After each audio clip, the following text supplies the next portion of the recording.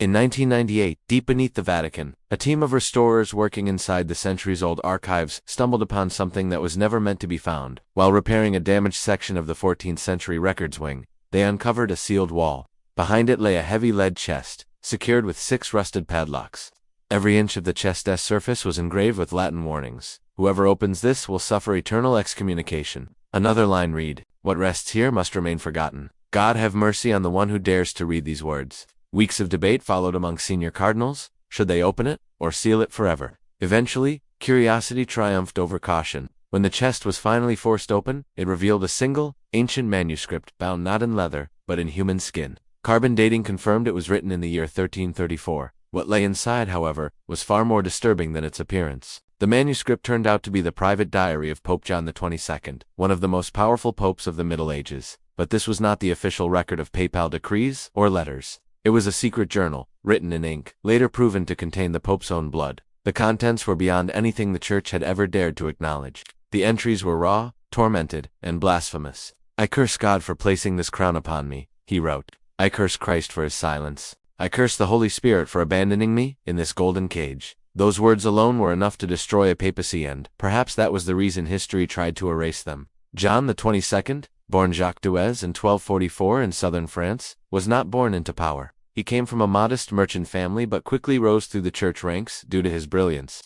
By 40 he was a bishop, by 60 a cardinal, and at 72, in 1316, he was chosen as pope. Ironically, he never wanted the title. In a letter to his brother before his election, he wrote, "The papacy is not an honor, it is a punishment. I do not wish to be condemned." Yet that reluctance was precisely why the cardinals chose him. They wanted an old, compliant man, a placeholder pope who would not live long or challenge their influence. But they were wrong. John XXII lived to 90 and ruled for nearly 2 decades with an iron will. Publicly, he was a builder and reformer. He constructed the Grand Papal Palace in Avignon, expanded the Church's power, and amassed vast wealth rivaling Europe's kings. But privately, he was unraveling. In a diary entry dated 1320, he confessed, "I have prayed endlessly, yet God stays silent. I have fasted nearly to death, and Christ does not answer. I am beginning to believe this throne is cursed, that whoever sits upon it can no longer hear God."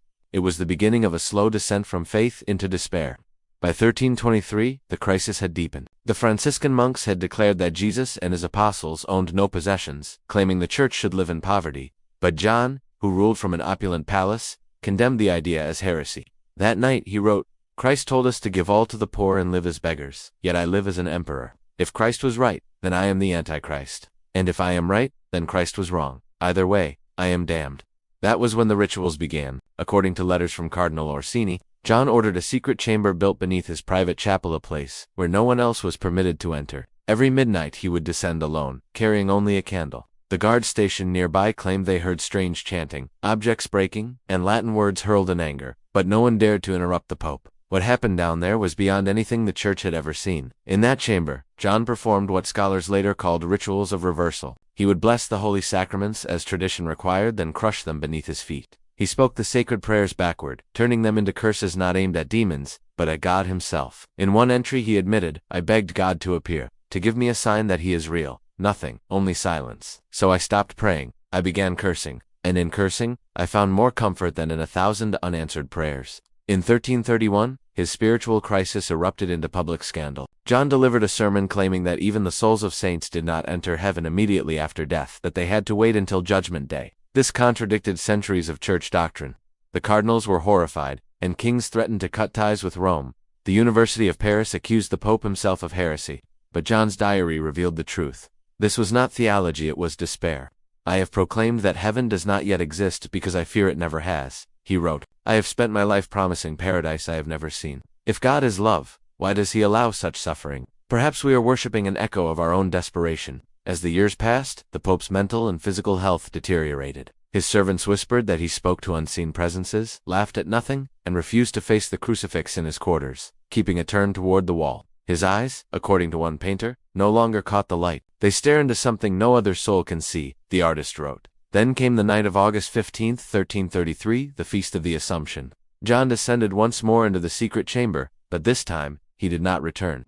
Hours passed, and when a secretary finally dared to check on him, he found the Pope collapsed on the cold stone floor. Around him were extinguished black candles, and strange symbols scrawled across the walls, possibly in blood. In his hand was a shattered crucifix. The terrified secretary claimed he heard the Pope whisper, "Forgive me, Satan, I have served the wrong master." The man was paid off and silenced, and the chamber was sealed forever. But John's diary told what really happened. "I have reached the bottom of the abyss," he wrote, "and I have learned the abyss is truth.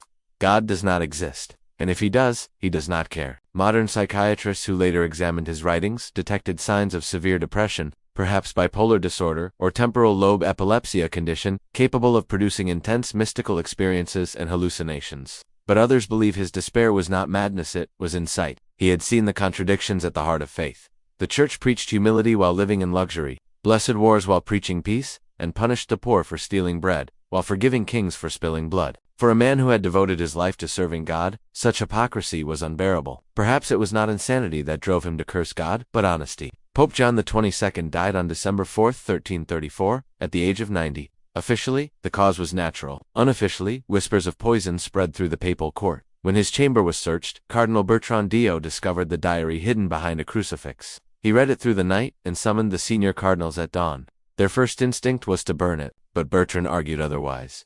If we destroy it and someone learns of its existence, we will be accused of heresy ourselves. If we hide it, we control it.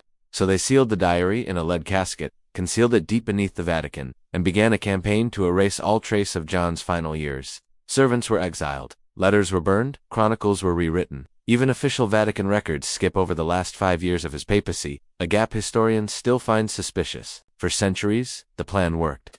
John XXII was remembered only as a strict and controversial pope, nothing more.